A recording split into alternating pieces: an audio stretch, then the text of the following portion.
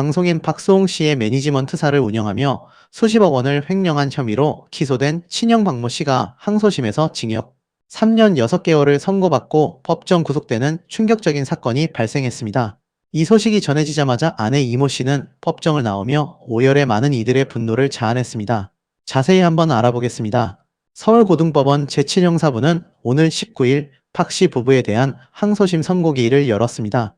재판부는 박 씨에게 징역 3년 6개월을 선고하고 도주 우려가 있다고 판단해 그 자리에서 법정 구속을 명했습니다.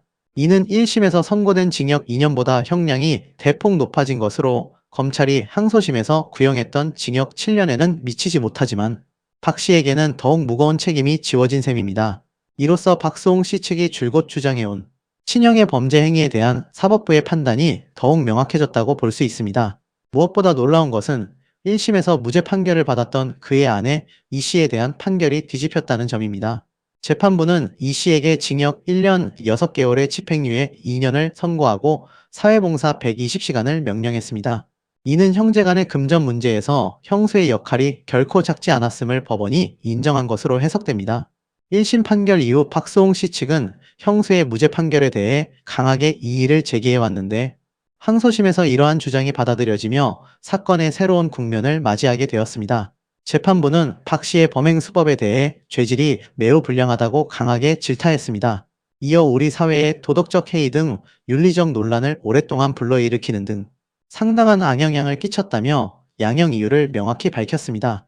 박 씨가 그동안 회사 운영에 관여하지 않았고 법인카드를 개인적인 용도로 사용하면 안 된다는 점을 몰랐다는 등 변명으로 일관한 점 또한 불리한 양형 요소로 작용했다고 재판부는 설명했습니다.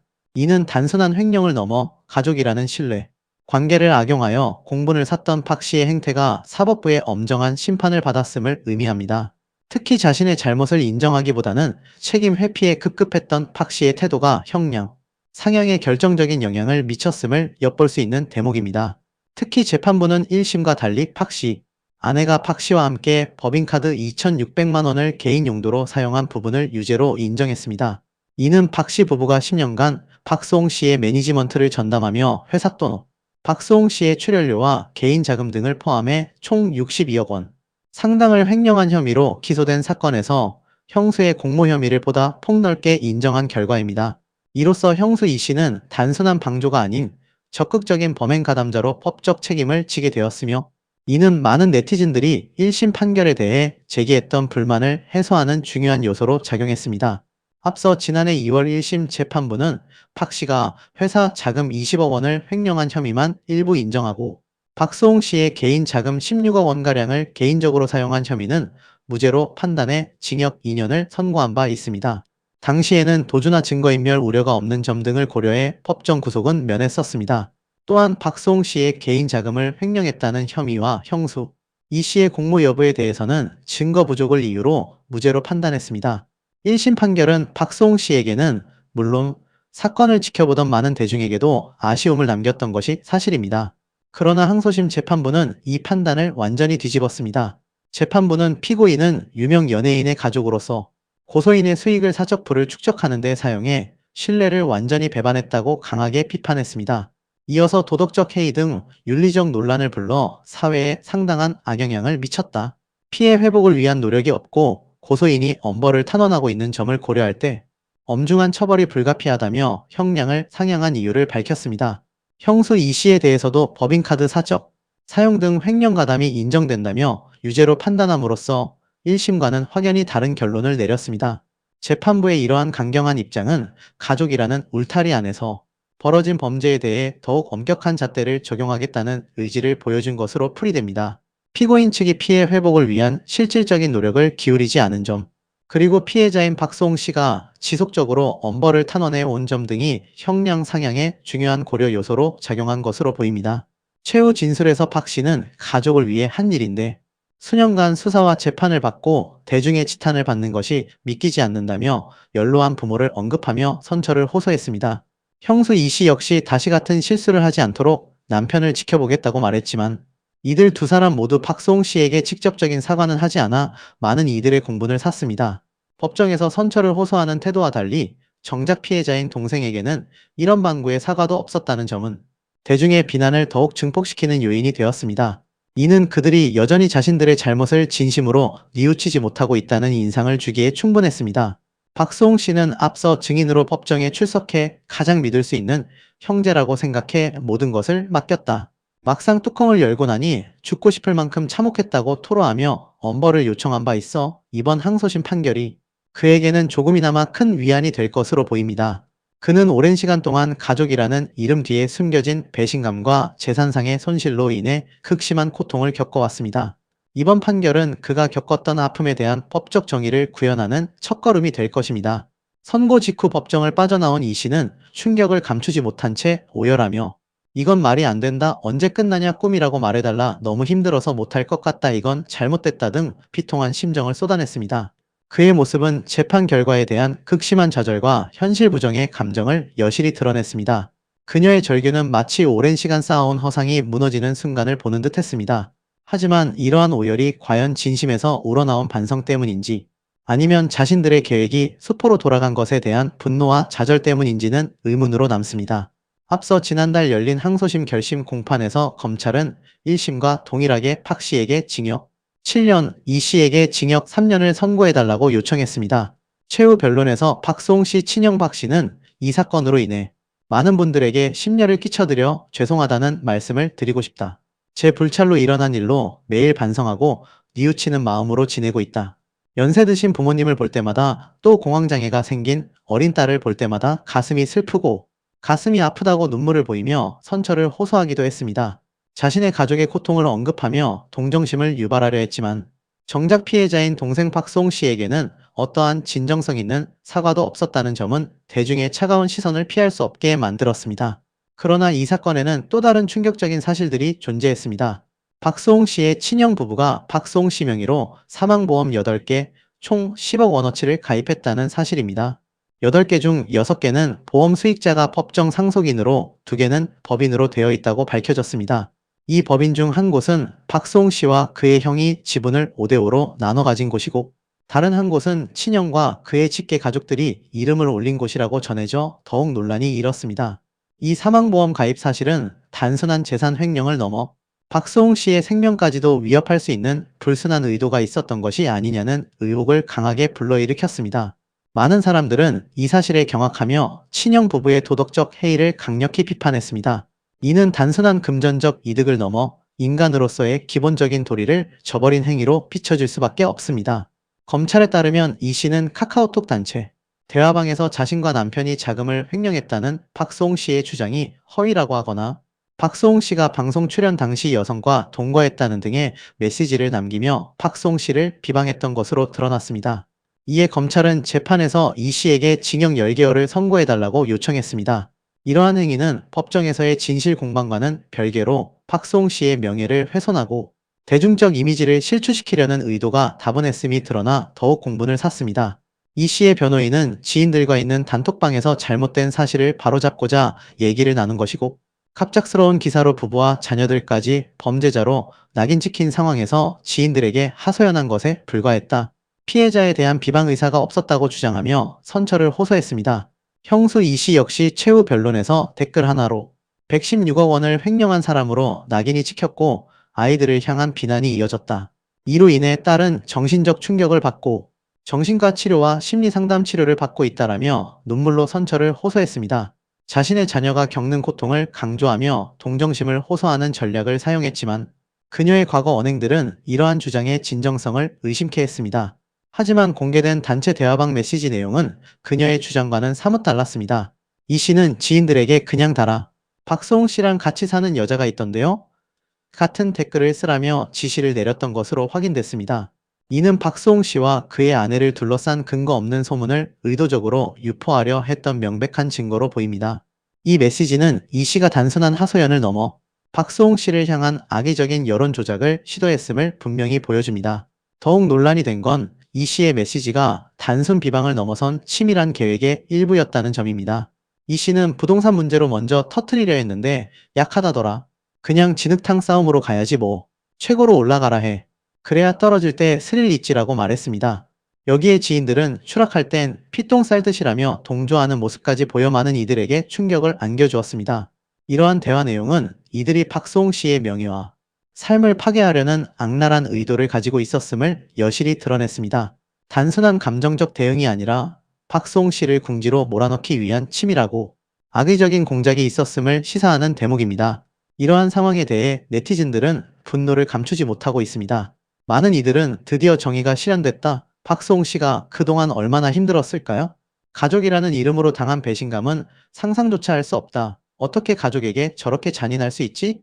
사람의 탈을 쓰고 할 짓이 아니다. 형수까지 유죄라니 이제야 사필귀정이다. 돈 때문에 피눈물을 흘린 박수홍 씨에게 사과 한마디 없는 게 가장 화가 난다. 끝까지 반성 없는 모습에 분노를 금할 길이 없다. 사망보험까지 가입한 걸 보니 정말 소름 돋는다. 인면수심이라는 말이 딱 어울린다 등의 격앙된 반응을 보였습니다. 특히 돈은 박수홍이 다 벌었는데 왜 형이 그렇게 동생 등골 빼먹고 사는 게 당연한 줄 알았나 보다라며 박수홍 씨의 재산 형성 과정에 대한 의문을 제기했던 과거의 공분이 다시금 터져 나왔습니다. 1심 판결에 대한 불만과 형수에 대한 무죄 판결에 대한 비판적인 의견이 많았던 만큼 이번 항소심 판결에 대해 네티즌들은 대체로 환영하는 분위기입니다. 그들은 이번 판결이 사법 정의를 바로 세우고 유사한 사건이 재발하는 것을 막는 중요한 선례가 되기를 바라고 있습니다. 이번 사건은 단순한 가족 간의 금전 문제가 아니라 신뢰를 배반하고 한 개인의 삶을 피폐하게 만든 비극적인 이야기로 우리 사회에 큰 경종을 울리고 있습니다. 박수홍 씨가 잃어버린 시간과 마음의 상처는 돈으로 환산할 수 없을 것입니다. 오랜 시간 동안 그가 겪었던 정신적, 육체적 고통은 그 어떤 금전적 보상으로도 온전히 치유될 수 없습니다. 그럼에도 불구하고 이번 판결이 그에게 조금이나마 위로가 되고 앞으로의 삶을 치유하고 다시 일어서는데 도움이 되기를 바랍니다. 또한 이번 사건이 가족의 소중함과 올바른 재산 관리의 중요성, 그리고 무엇보다 인간으로서 지켜야 할 최소한의 도리를 다시 한번 일깨우는 계기가 되기를 바라봅니다.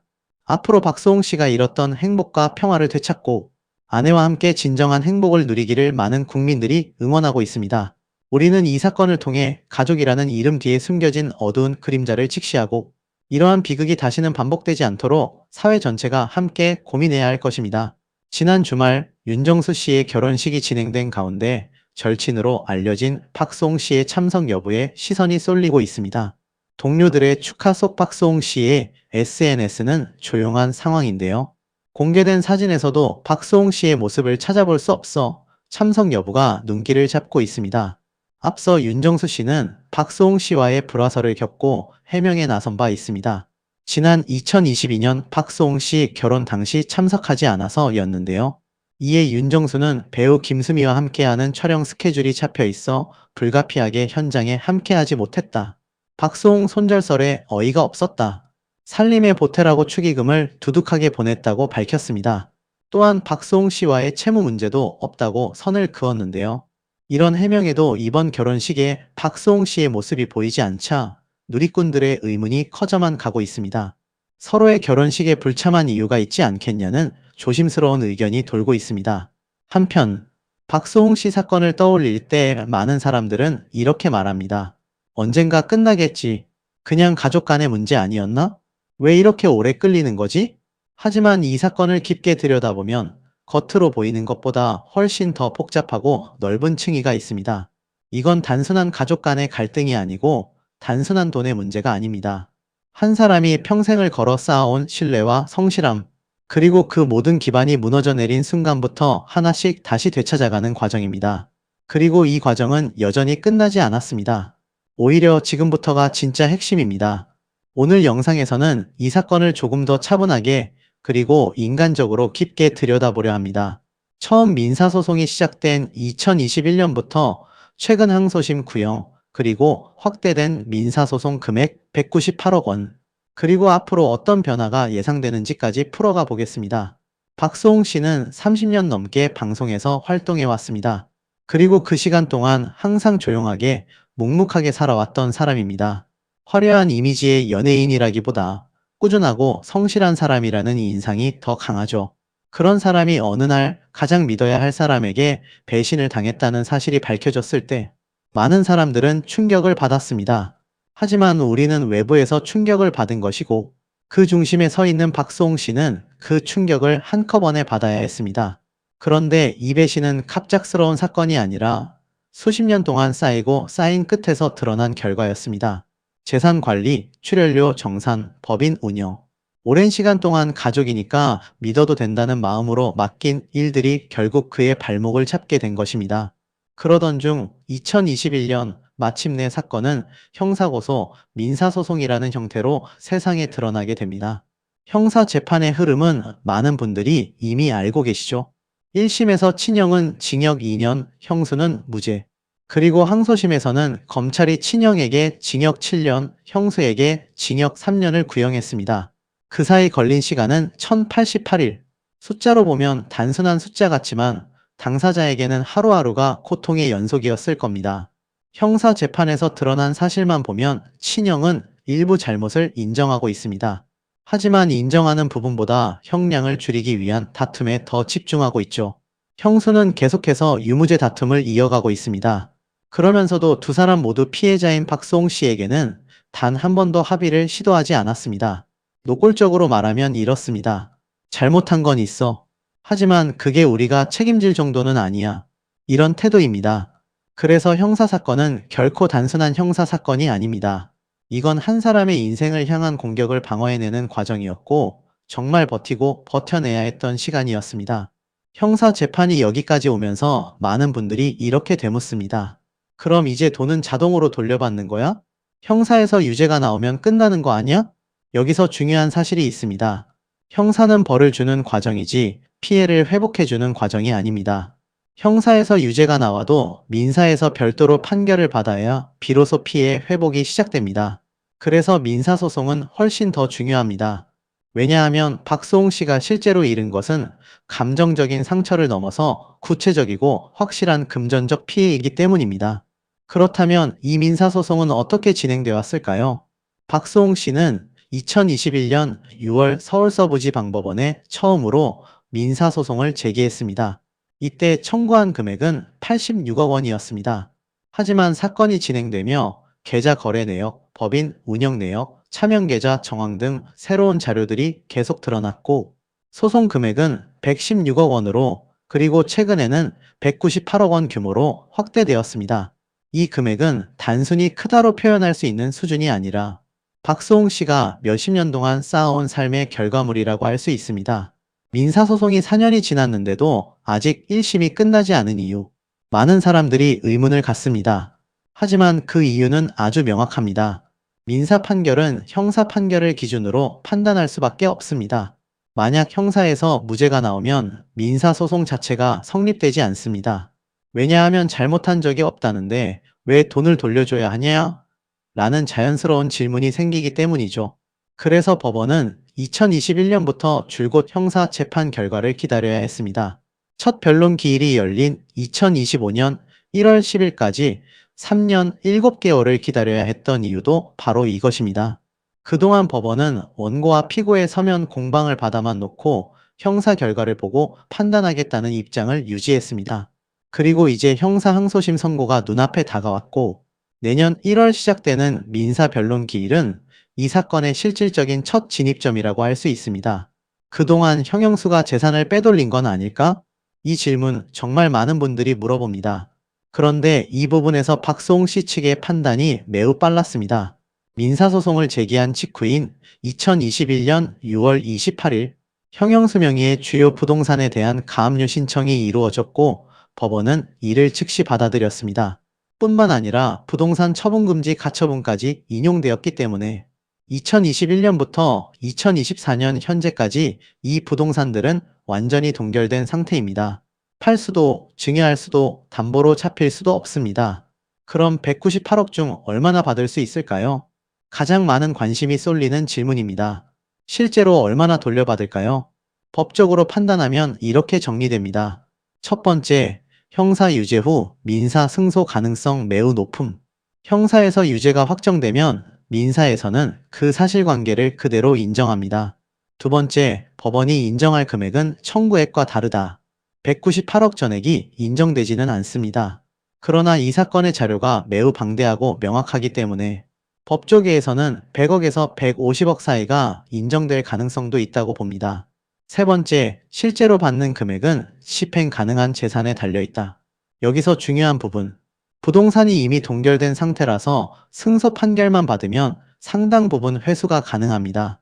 이건 정말 희귀한 케이스입니다. 많은 횡령 재산 분쟁 사건에서는 정작 재산이 남아있지 않은 경우가 많은데, 여기서는 초기부터 조치를 잘했기 때문에 회수 가능성이 높습니다. 쉽게 말하면 민사에서 승소하면 그 부동산들을 통해 실제 금액을 회수할 수 있습니다. 박수홍 씨 측은 이 사건 초기부터 재산을 지키는 조치를 매우 정확하게 수행했고, 이건 민사에서 얻을 수 있는 가장 큰 안전장치입니다.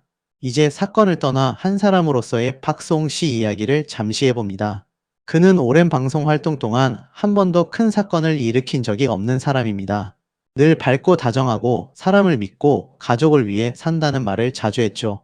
그런 사람이 가장 믿었던 가족에게 상처를 입었고 배신을 당했고, 심지어 자신조차 모르고 있던 계좌들에서 엄청난 돈이 흘러나가고 있었다는 사실을 뒤늦게 알게 되었습니다. 그 충격이 어땠을지 당사자가 아니면 절대 알 수 없습니다. 그는 방송에서 이런 말을 했습니다. 내가 바보였던 걸까요? 가족이라서 믿었던 게 죄인가요? 사실 그건 바보가 아니라 사람이면 누구나 그럴 수 있는 마음입니다. 특히 가족에게는요. 하지만 그는 그 깊은 상처를 가지고도 버텼습니다. 법에 기대어 싸웠고 공개적으로 울음을 터뜨린 적도 있지만 다시 일어나 걸었습니다. 그리고 지금 그의 인생을 되돌리는 마지막 퍼즐인 민사소송 198억이 정말 중요해졌습니다. 이제 사건은 형사 항소심 선고 후 민사 본격 심리, 판결 후 재산 집행, 이 흐름을 향해 가고 있습니다. 형사 항소심에서 어떤 판결이 나오느냐에 따라 민사는 빠르게 정리될 것입니다. 그리고 이 과정은 박수홍 씨가 잃어버린 시간, 돈, 마음을 조금이나마 되찾는 과정이기도 합니다. 이 사건을 오래 지켜본 많은 사람들은 그가 이제는 조금이라도 편안한 시간을 보냈으면 좋겠다고 말합니다. 그 마음은 아마 누구나 같을 겁니다. 이 사건은 단순히 가족 간의 싸움도 연예계 뉴스도 아닙니다. 이건 배신당한 사람이 다시 삶을 되찾는 과정입니다. 그리고 그 결말은 이제 정말 얼마 남지 않았습니다. 저는 여러분과 함께 끝까지 지켜보며 가장 정확한 정보로 전달드리겠습니다. 개그맨 박수홍 씨의 아내 김다혜 씨가 온갖 루머와 악성, 댓글로 인해 약 검사까지 받았다는 충격적인 고백을 했습니다. 지난 27일 유튜브 채널 밉지 않은 관종 언니에는 처음 밝히는 박수홍 김다혜의 첫 만남부터 시험관 출산까지 전부 공개합니다 라는 제목의 영상이 게재되었고, 이 영상에서 박수홍 김다혜 부부는 그동안 마음속 깊이 숨겨두었던 가슴 아픈 이야기들과 개인적인 고통의 시간들을 매우 솔직하고 상세하게 털어놓았습니다. 특히 김다혜 씨는 자신을 둘러싼 허위사실과 근거 없는 루머들로 인해 겪었던 상상을 초월하는 고통스러운 시간들을 생생하게 언급하며 많은 시청자들의 안타까움과 분노를 동시에 자아냈습니다. 대중들은 이들의 이야기에 깊이 공감하며 무분별한 가짜 뉴스의 폐해에 대해 다시 한번 경각심을 가지게 되었습니다. 이들의 운명적인 첫 만남은 2019년 한자선 행사에서 이루어졌다고 합니다. 당시 박수홍 씨는 김다혜 씨에게 강한 호감을 느꼈으나 김다혜 씨는 자신에게 너무 관심이 없었다며 서운함을 솔직하게 토로하기도 했습니다. 이에 김다혜 씨는 웃으며 TV를 많이 안 봤고, 박수홍 씨가 물론 너무 유명한 분이시지만 세대가 다르기 때문에 우리 또래에서의 관심 있는 연예인은 솔직히 아니었다라고 덤덤하게 고백해 듣는 이들에게 유쾌한 웃음을 선사했습니다. 이러한 솔직한 답변은 오히려 박수홍 씨와 시청자들의 마음을 사로잡는 계기가 되었습니다. 하지만 박수홍 씨의 진심이 담긴 오랜 구애와 한결같은 마음 덕분에 두 사람은 마침내 연인으로 발전하게 됩니다. 그러나 두 사람이 한창 사랑을 키워나가던 시기는 아이러니하게도 박수홍 씨가 친형과의 법적 분쟁을 비롯한 가정사 문제로 인해 인생에서 가장 힘든 시기를 보내고 있을 때였습니다. 김다혜 씨는 당시를 회상하며 일단 박수홍 씨를 살려야겠다는 강한 생각에 어떻게든 그를 지켜야겠다 마음먹었는데, 박수홍 씨의 가정사가 공론화되면서 제가 그의 옆에 있다는 이유만으로 같이 악성 루머와 공격을 받았다고 말하며 당시에 절박했던 심정을 고스란히 전달했습니다. 이 고백은 많은 이들에게 깊은 공감과 함께 큰 충격을 주었습니다. 박수홍 씨는 사랑하는 아내 김다혜 씨가 겪었던 말도 안 되는 루머들에 대해 분노를 금치 못하며 억울함을 토로했습니다. 그는 김다혜가 약을 하고 한 번도 만난 적 없는 사업가에게 최고급 외제차를 받고 심지어 라스베이거스에 가서 도박을 했다는 터무니없는 루머가 퍼졌다. 하지만 김다혜는 미국 비자조차 없으며 평생 미국 땅에 발 한 번 들여본 적이 없다라며 목소리를 높였습니다. 더욱 충격적이고 비통한 사실은 두 사람이 길거리를 함께 지나갈 때마다 사람들이 뒤에서 약이라고 대놓고 수군거렸다는 것입니다. 이러한 인격 모독적인 상황은 김다혜 씨에게 심각한 정신적 고통을 안겨주었습니다. 결국 김다혜 씨는 자신의 결백을 증명하기 위해 소변 검사와 모발 검사를 모두 받아 관련 기관에 제출해야만 했습니다. 이러한 상황 자체가 한 개인에게 얼마나 큰 트라우마로 남을지 상상하기 어렵습니다. 김다혜 씨는 당시의 끔찍한 상황을 이야기하며 당시 저희 변호사님이 우리가 물적 증거를 다 준비하기 전에도 딱 한마디를 하시더라. 절대 약하신 분이 아니라고 단호하게 말씀해 주셨다라고 회상했습니다. 이어 그녀는 알아주셔서 정말 감사하다는 마음과 함께 조금은 안도했는데 변호사님이 약을 하면 사람이 극도로 말라진다고 하더라. 그런데 저는 그때 정신적으로 너무나 힘드니까 스트레스를 해소하려고 단 음식만 계속 먹어서 살이 많이 쪘었다. 그래서 변호사님께서 중독자가 이런 체형을 가질 수 없다라고 말씀해 주셨다라고 말하며 당시의 비극적인 상황 속에서도 한 줄기 유머와 함께 고통을 이겨냈던 순간을 전했습니다. 물론 그 유머 속에는 당시 그녀가 겪었던 헤아릴 수 없는 고통과 아픔이 고스란히 배어 있었습니다. 스폰서 루머에 대해서도 변호사는 스폰을 받는 여성들을 꽤 많이 봤는데 김다혜 씨는 절대 아니다. 스폰을 받는 여성들은 보통 모델처럼 화려한 외모를 가꾸는데 김다혜 씨는 그런 유형과는 거리가 멀어 명백히 거짓임을 확신한다라며 김다혜 씨의 결백을 강력하게 주장했다고 합니다. 김다혜 씨는 변호사의 확신과 변호에 깊이 감사하면서도 한편으로는 그러한 루머 자체가 퍼졌다는 사실에 마음에 남는 씁쓸함과 상처가 있었다고 솔직하게 고백했습니다. 김다혜 씨는 약 스폰서 루머 외에도 무려 13개에 달하는 허위 사실과 악성 댓글에 시달렸던 과거를 돌아보며 그 당시 그녀가 겪었던 심적 고통과 스트레스가 얼마나 컸을지 짐작하게 했습니다. 박소홍 씨는 그런 사랑하는 아내 김다혜 씨에게 진심으로 미안한 마음을 전하며 나는 정말 너무나 미안했어. 그 힘든 상황 속에서도 내가 살고 싶으니까 내 옆을 지켜줄 수 있는 사람이라고 생각해서 너를 붙잡게 되더라고. 그래서 결혼도 내가 먼저 하자고 했어 라며 그녀에 대한 깊은 사랑과 고마움을 표현했습니다.